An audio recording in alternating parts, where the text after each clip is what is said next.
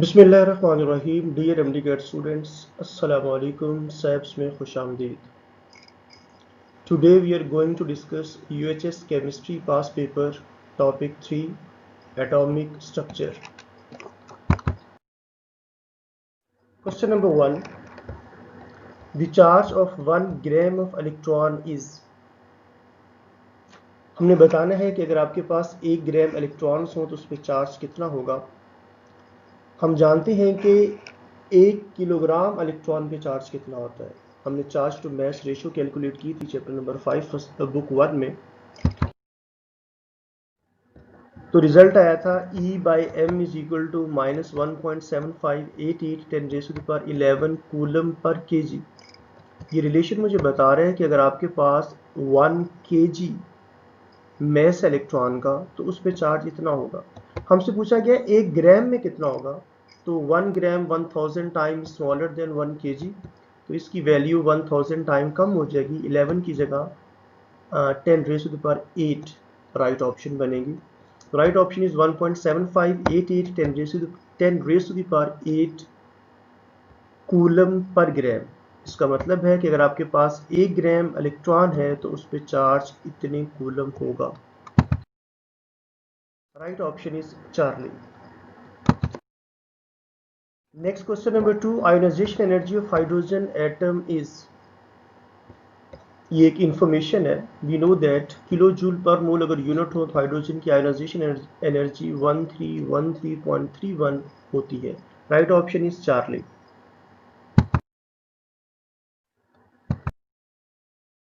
Question number 3, the elements for which the value of ionisation energy is लो।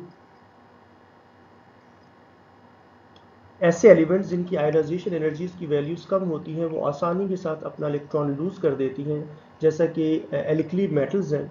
ये periodic table में extreme left side पर पाए जाते हैं और इनकी आयोनाइजेशन एनर्जीज की वैल्यूज बहुत कम होती हैं। ये मोस्ट इलेक्ट्रो पॉजिटिव एलिमेंट्स होते हैं। बहुत कम एनर्जी देने पे इलेक्ट्रॉन को लूज करके कैटाइन में कन्वर्ट हो जाते हैं। तो राइट ऑप्शन क्या होगी, loose electron readily. Delta is the right option. Next question number 4, the nature of cathode rays in discharge tube. Cathode rays basically fast moving electrons को कहते हैं और ये प्रोड्यूस कैसे होते हैं। आपके पास एक डिस्चार्ज ट्यूब है, इसमें ये कोई गैस है। इस गैस के वैलेंस शेल के जो इलेक्ट्रॉन्स हैं उनको नॉकआउट कर देते हैं जो कैथोड की सरफेस से इलेक्ट्रॉन्स इमिट हो रहे होते हैं। कुछ इलेक्ट्रॉन यानी कैथोड रेज तो कैथोड की सरफेस से इमिट होते हैं और कुछ इलेक्ट्रॉन इनकी आयोनाइजेशन से बनते हैं। ये कोई एटम है हाइड्रोजन गैस का, इसके वैलेंस शेल में एक इलेक्ट्रॉन है। जो कैथोड की सरफेस से इलेक्ट्रॉन निकले वो इसके साथ स्ट्राइक करेंगे या इसके करीब से गुजरेंगे तो न्यूक्लियस की फोर्स ऑफ अट्रैक्शन को ओवरकम करके इस इलेक्ट्रॉन को बाहर निकाल देंगे और ये आयन बन जाएगा। इस आयन में ये जो कैटाइन बना है इसे हम पॉजिटिव रेज या एनोड रेज कहते हैं और इलेक्ट्रॉन को हम कैथोड रेज कहते हैं। और ये इलेक्ट्रॉन आप हाइड्रोजन के एटम से रिमूव करें, हीलियम से करें, ऑक्सीजन से करें, नाइट्रोजन के करें, दुनिया के तमाम एलिमेंट्स के इलेक्ट्रॉन्स की नेचर एक जैसी होती है, इसलिए कैथोड रेज गैस की नेचर पे डिपेंड नहीं करती। लेकिन अगर आप गौर करें तो जो एनोड रेज बनी है वो डिफरेंट है। इसका न्यूक्लियस डिफरेंट है, इसका न्यूक्लियस डिफरेंट है। तो जो एनोड रेज हैं ये गैस की नेचर पे डिपेंड करती हैं, लेकिन कैथोड रेज गैस की नेचर पे डिपेंड नहीं करती। Option is Charlie is independent of the nature of the cathode rays used in discharge tube. Next question number 5, the relative energies of 4s, 4p and 3d orbitals are in the order. ये इस topic में 3 दफ़ा question आया है। ये शक्लें बदल के ये 3 दफ़ा पूछा गया है। इसमें हमने यूज़ करना है n+l रूल। n+l रूल कहता है कि ऐसे सबशेल जिनकी n+l वैल्यू कम होती है उनकी एनर्जी भी कम होती है और जिनकी n+l वैल्यू ज़्यादा होती है उनकी एनर्जी भी ज़्यादा होती है। लेकिन अगर दो सबशेल की n+l वैल्यू सेम हो तो फिर उस सबशेल की एनर्जी कम होती है जिसकी n की वैल्यू कम होती है। ये देखिए आपको एक 4s दिया गया, 4s की n की वैल्यू 4 है जबकि s के लिए l की वैल्यू 0 होती है। तो मैंने n+l वैल्यू मालूम की तो 4 आ गई 4s की। सिमिलरली 3d इसके प्रिंसिपल क्वांटम नंबर यानी n की वैल्यू 3 है और d के लिए l की वैल्यू 2 होती है। n को l में ऐड किया तो आंसर आ गया 5। तो 3d की n plus l value 4s से ज़्यादा होती है। इसका मतलब इसकी एनर्जी ज़्यादा और इसकी एनर्जी कम है। सिमिलरली 4p है, 4p की n की वैल्यू 4 है और p के लिए l की वैल्यू 1 होती है और n प्लस l वैल्यू यानी दोनों को ऐड करूंगा तो आंसर आएगा 5। अब इन दो सबशेल की n प्लस l वैल्यू 5 है।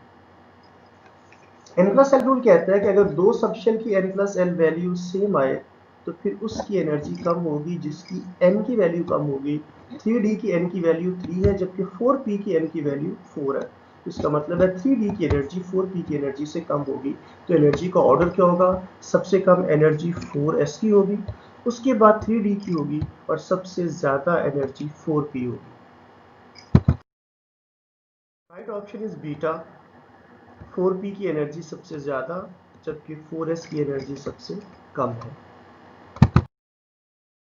Question number 6, with increase in value of principal quantum number n, shape of the s orbitals remain same although their sizes increases।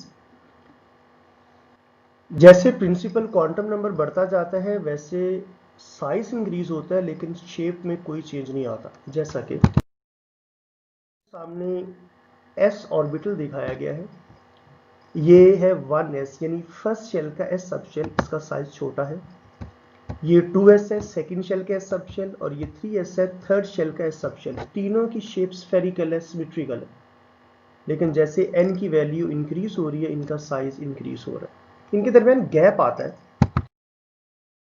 इनको दरमियान से काट के आपको इंटरनल व्यू दिखाया गया है। यहाँ पे जो वाइट स्पेस है यहाँ पे इलेक्ट्रॉन के पाए जाने की पॉसिबिलिटी 0 है।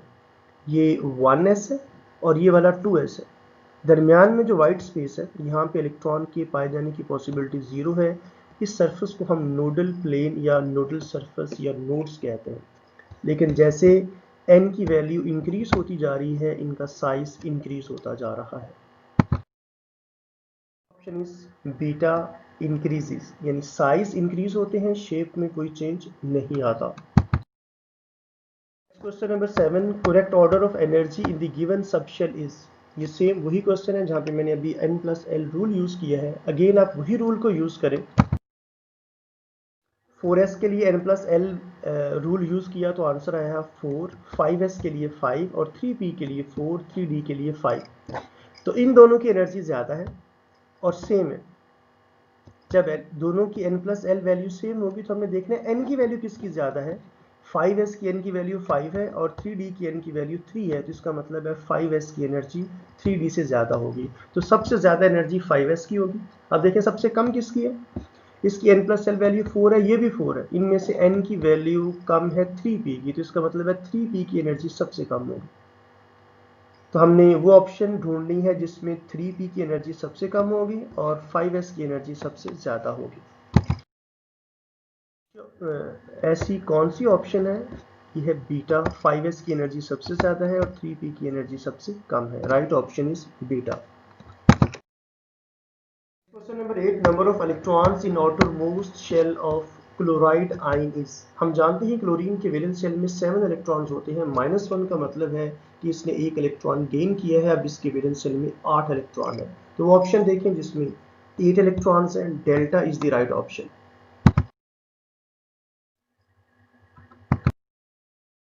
Next question number 9, according to the number of protons, neutrons and electrons given in the table, which of the following option is correct? Arsenic में प्रोटॉन की तादाद 33 है जबकि इलेक्ट्रॉन 30 है। इसका मतलब है कि 3 इलेक्ट्रॉन को रिमूव किया गया तो इस पे चार्ज +3 आना चाहिए, As+3।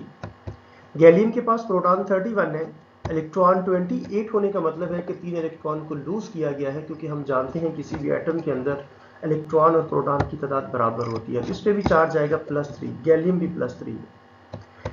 कैल्शियम में प्रोटॉन 20 है और इलेक्ट्रॉन्स भी 20 हैं।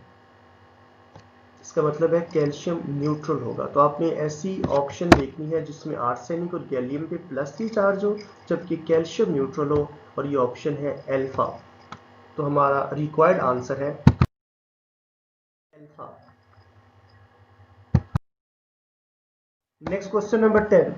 If the charge value of electron 1.758810 raised to the power 11 coulombs per kg, then what would be the mass of the electron in grams? आपने इलेक्ट्रॉन का मास ग्राम में बताना है। ये तो वैसे ही हमें इलेक्ट्रॉन के मास की वैल्यू पता है, ये होती है 9.110 raise to the power -31 kg होती है। किलोग्राम के अंदर किलोग्राम का मास -31 होता है, तो ग्राम का पावर जो है नेगेटिव में 3 कम हो जाएगी, तो -28। ये हमें वैसी ही वैल्यू याद होनी चाहिए। अगर नहीं भी याद तो गिवन इंफॉर्मेशन से हम मास मालूम कर सकते हैं। कैसे? चार्ज टू मास रेशियो हमें गिवन है, ये था कूलम पर केजी, मैंने इसे ग्राम में कन्वर्ट किया, कूलम पर ग्राम, तो इसकी पावर 3 डिजिट्स कम होकर 10 रेज़ टू द पावर 8 रह जाएगी। मुझे मास मालूम करना है, ये चार्ज बता दिया गया, इस चार्ज की वैल्यू पुट करें, ये नंबर इधर ला के डिवाइड करते हैं और मास को राइट साइड पे ले जाएं। इस चार्ज को मैं मास पे डिवाइड करूंगा तो आंसर ये आ जाएगा 9.110 raise to the power -28 grams.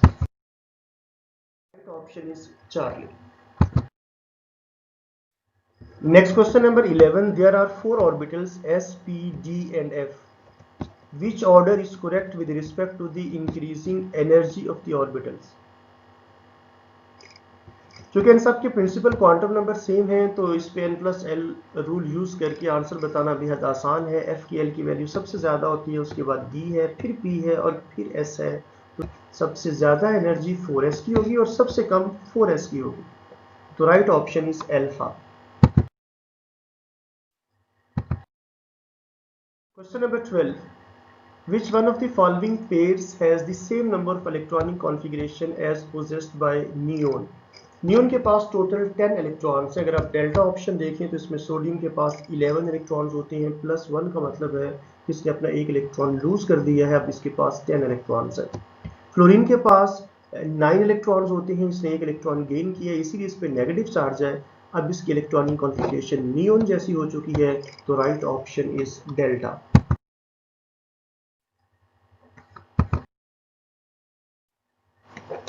Next question number 13. Number of neutrons in zinc 66 will be. Zinc का एटॉमिक नंबर 30 जबकि मास नंबर 66 होता है। मास नंबर होता है number of proton plus number of neutron, और ये सिर्फ प्रोटॉन है। अगर आप मास नंबर में से एटॉमिक नंबर को माइनस कर दें तो आपके पास न्यूट्रॉन की तादाद आ जाएगी। 66 में से माइनस करें 30 तो आंसर आएगा 36। Right option is delta.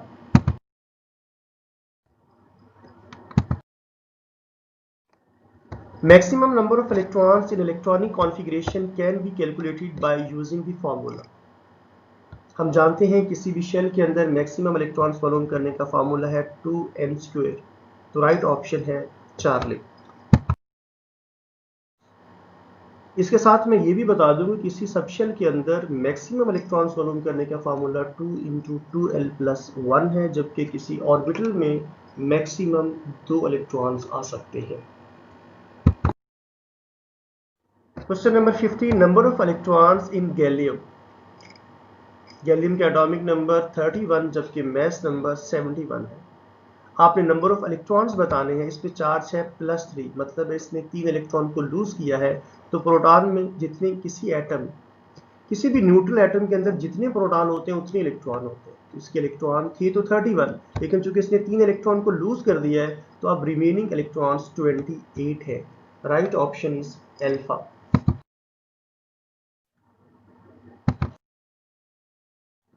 Next question number 16. Isotopic symbol of ion of sulfur 33 is.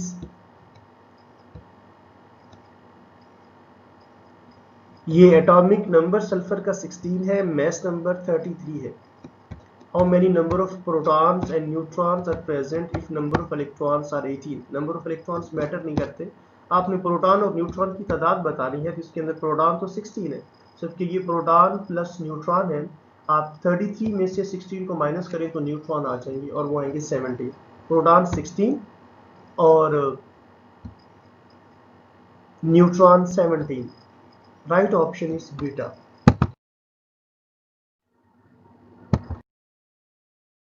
Next question number 17. Among the following, which contains same number of electrons, protons but different number of neutrons। आपने बताना है कि ऐसी species जिसके अंदर proton और electrons की तादाद तो सेम होती है लेकिन न्यूट्रॉन की तादाद वेरी करती है, ऐसी स्पीशी को हम आइसोटोप्स कहते हैं। आइसोटोप्स एक ही एलिमेंट के ऐसे एटम्स होते हैं जिनका एटॉमिक नंबर सेम होता है जबकि मास नंबर डिफरेंट होता है। मास नंबर डिफरेंट होने का मतलब है कि उसमें न्यूट्रॉन की तादाद वेरी करती है। Right option is beta.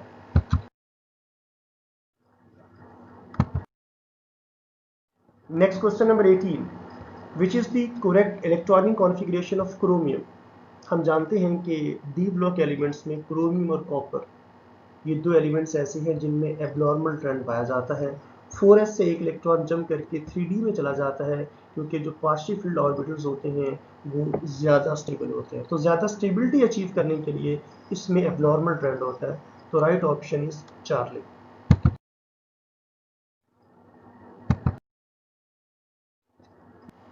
Next question is 19, electron affinity of atom is the energy released when. हम जानते हैं कि जब किसी गैसियस एटम के वैलेंस शेल में इलेक्ट्रॉन को ऐड किया जाता है तो न्यूक्लियस की उस इनकमिंग इलेक्ट्रॉन के साथ फोर्स ऑफ अट्रैक्शन की वजह से कुछ एनर्जी रिलीज हो जाती है और उस एनर्जी को हम कहते हैं इलेक्ट्रॉन एफिनिटी। तो right option is alpha. Electron is added to gaseous atom.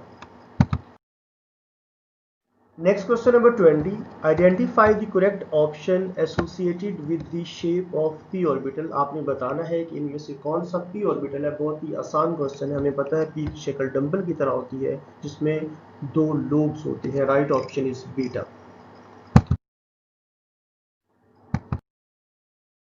Question number 21, which quantum number tells us about the orientation of orbitals। वो क्वांटम नंबर जो स्पेस ओरिएंटेशन के बारे में इंफॉर्मेशन देता है उसे मैग्नेटिक क्वांटम नंबर कहते हैं। Right option is delta.